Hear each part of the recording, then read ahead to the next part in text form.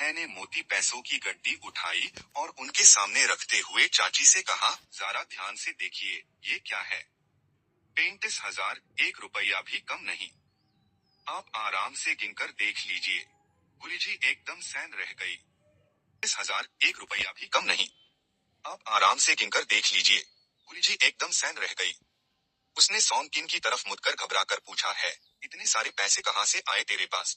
उसने एक उंगली उठाकर माँ को इशारे से कहा कि इस बारे में मत पूछो, चिंता मत करो। उधर गुरुजी गंभीर चेहरे के साथ पैसे गिन रही थी और गिनते हाय कार में बैठकर चली गई। तो मैं अब चलती हूँ, आप लोग तकलीफ ना करें। पीली गाड़ी गरजती हुई दूर चली गई। लिन यू ने देखा और जोर से चिल्लाई, लिन है भाई। उसका चेहरा मुस्कुराहट से चमक रहा था। वो खुशी से पुकार रही थी, आजा आजा छोटी बच्ची, इधर आ, भाई से गले लग जा। छोटी लड़की उसकी बाहों में लपक गई और सिसक कर रोने लगी। लिन है ने उसे हल्के से थपथपाया और तसल्ली देते हुए कहा, फिक्र मत कर, अब सब ठीक है। उसे चिल्लाया, पापा, पूरे गांव वालों को बता दो, कल हमारे घर में एक शानदार दावत होगी, पूरे गांव को बुलाएंगे। पैसों की चिंता आप मत करना। लिन वैन हैरा रह गए और पलटकर पूछा, पूरे गांव को बुलाओगे? लिन है की आवाज गूंज उठी। उसने जवाब दिया, गांव वालों ने हमेशा हमारी बहुत मदद की है, हम एहसान फरमोश नहीं हो सकते। लेकिन पापा, सुन गुरुजी और उसके भाई सुन गीकियांग के परिवार को मत बुलाना। उसके पापा ने जोर से हाँ कही। फिर उसने किंग शान का विजिटिंग कार्ड निकला और आगे पूछा, बाय द वे, मैं एक बड़े साहब को भी बुलाना चाहता हूँ। चौक में गांव वाले हर टेबल पर बैठे कानाफूसी कर रहे थे। आज तो सच में बहुत रौनक है। हाँ सही बात है, लिन वैन के बेटे ने तो एक करने में तो बहुत खर्चा होगा, वो अभी भी करने में तो बहुत खर्चा होगा, वो अभी भी कॉलेज स्टूडेंट है तो है ना। उसके पास इतने सारे पैसे कहाँ से आए? उसको कहते हैं तरक्की। उन्होंने लिन वैन और सॉन्ग किन की तरफ देखते हुए शोर मचाते हुए कहा, तुम दोनों तो अब सच में मेज कर रहे हो, लिन है इतना कामयाब हो गया है। हाँ सही बात है, जब है अभी डायपर पहनता था, तभी मैं समझ गया था कि वो आगे जाकर बहुत बड़ा आदमी बनेगा। दूसरे आदमी ने फौरन हंसकर कहा, क्या बकवास कर रहे हो? बचपन में तो तुम उसे बिल्कुल पसंद नहीं करते थे। तुमने तो ये भी कहा था कि बड़ा होकर वो कुछ खास नहीं कर पाएगा। मैंने कब ऐसा कहा? बकवास मत करो।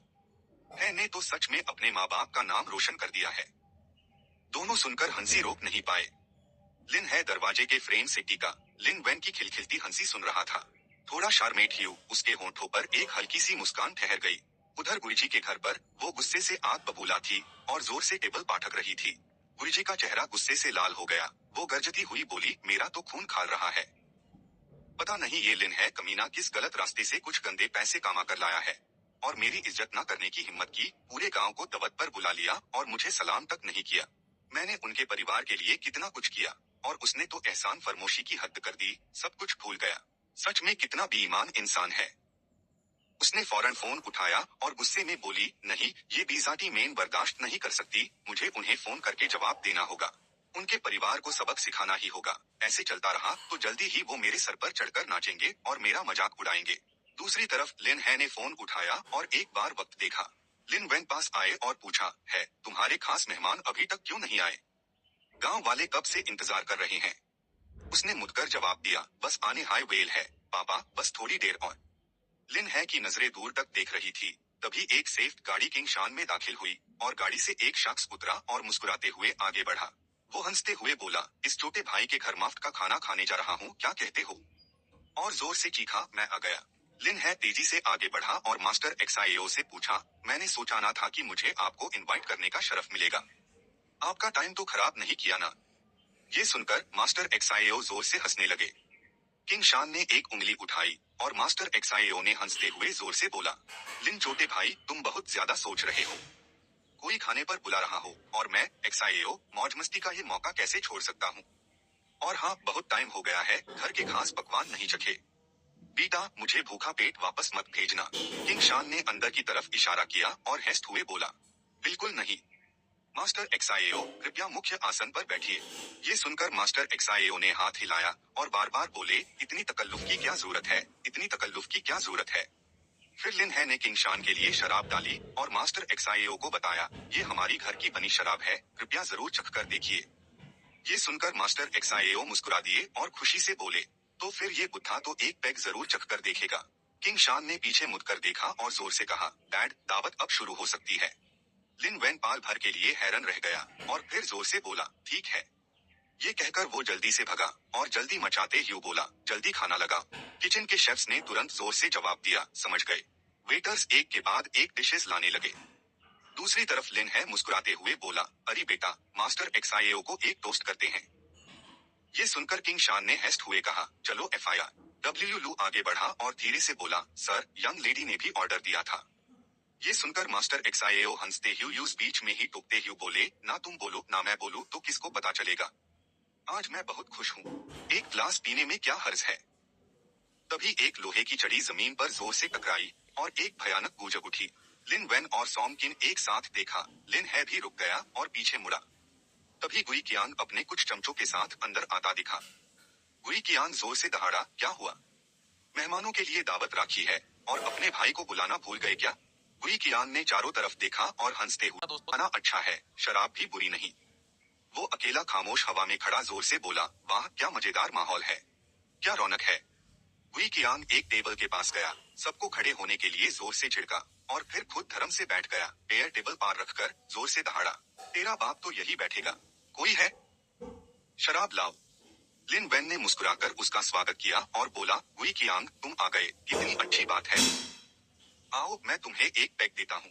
उसने हाथ बढ़कर शराब का ग्लास झटक दिया और ग्लास डोर जा गिरा। फिर जोर से दहाड़ा, दफा हो जाओ यहाँ से। गुई कियांग ने उधर एक नजर डाली और जोर से बोला, लगता है तुम्हारा बेटा अब थोड़ा काम का हो गया है, तो हमें अब पराया समझते हो, है ना?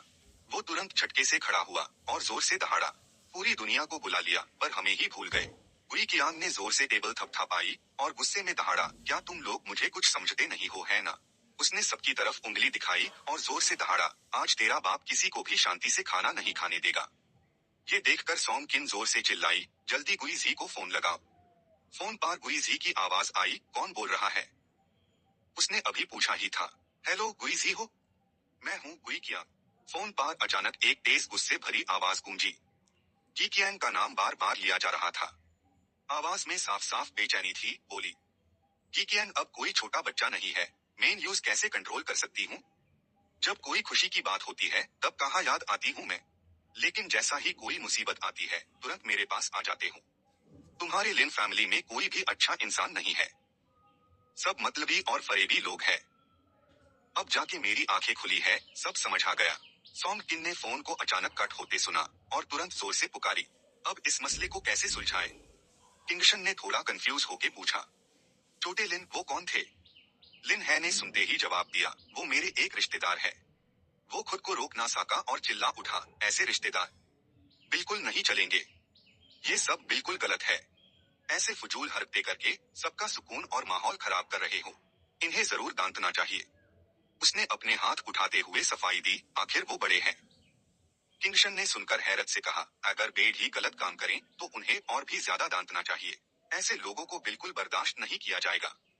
ही कियांग पास खड़ा कर लगाए सुन रहा था, फिर हाथ उठाकर सीधे उसकी तरफ इशारा किया और जोर से गर्जा, क्या मुझे दांतोगे? ये बुद्धा चाहता है क्या कि मेन यूज देखकर हंसी के मारे पागल हो जाऊं, तभी इसकी तसल्ली होगी। तुम्हारी औकात क्या है जो मुझे दांतने की हिम्मत करते हो? किंगशन ने अपना हाथ उठाकर अपनी तरफ इशारा किया और गहरी आवाज में उल्टा सवाल किया, तुमने मुझे बुद्धा कहने की हिम्मत की? सिगरेट पकड़े शख्स ने नफरत से हंसते हुए कहा, तो क्या हुआ, गाली दे दी तो? ये मत समझना कि तू मुझसे 2-4 साल बड़ा है तो मेरे सामने अपनी औकात दिखाएगा। अगर मेरा मूड खराब हुआ ना तो तुझे इतना पीटूंगा कि तेरी हड्डियां तक ना मिलेंगी।